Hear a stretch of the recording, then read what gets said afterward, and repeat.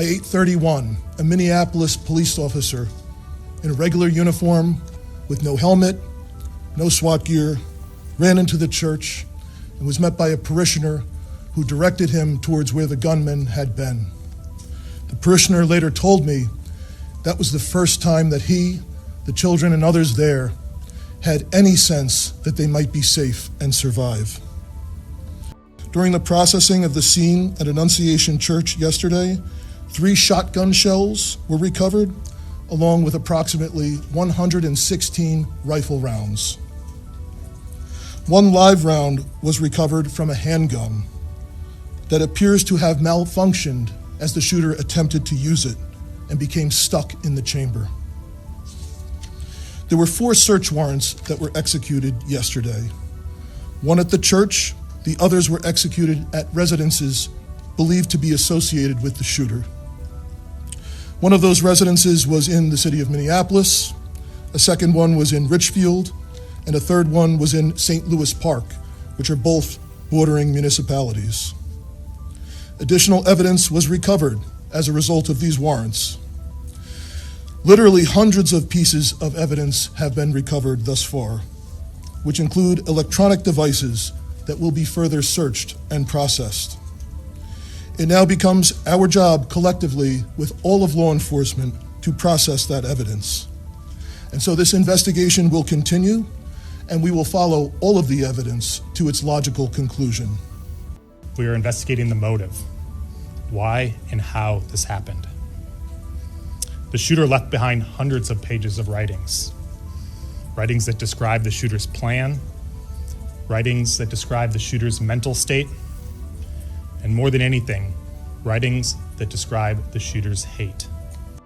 The shooter expressed hate towards almost every group imaginable. There appears to be only one group that the shooter didn't hate, one group of people who the shooter admired. The group were the school shooters and mass murderers that are notorious in this country. More than anything, the shooter wanted to kill children, defenseless children. The shooter was obsessed with the idea of killing children.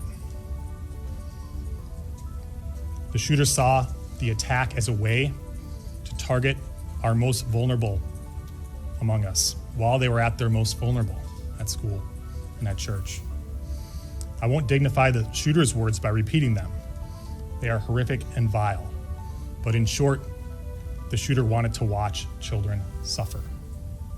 Certainly, there's evidence of hate. As I mentioned, the shooter expressed hate towards many groups, including the Jewish community and including President Trump. Yeah, we did a check of all of our holdings, the FBI holdings, and he was not in our holdings prior to this incident, so we didn't have anything on him at that time. Annunciation Church had a practice that once Mass began, they locked the doors of the church.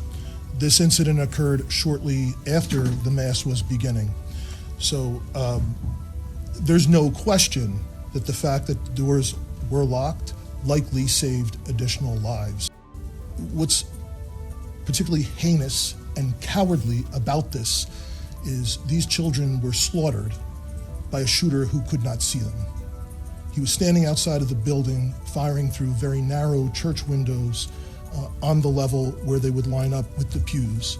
And even ultimately, when he got to the rear of the church, was an entryway that's basically all glass, and fired out the window where a person could walk in, ultimately did not walk in. So the question was the connection of the shooter to the church and school.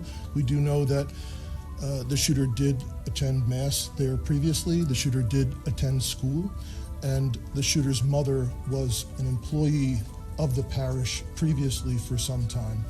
So obviously there is a connection between that shooter and this particular parish and this school there. So there's one additional child that was injured by gunfire that we weren't aware of at the time of the last briefing. They were transported by private vehicle to a hospital outside of the city, and the report was actually made to police after they had been treated and released. So the injuries to the children range from, in this case, as you'd call, like a graze wound from gunfire, all to, again, some very serious life-threatening injuries. A lot more yet to get done today, so I appreciate, again, your partnership in helping us get these messages out. Thank you. In the interest of not seeming cheery,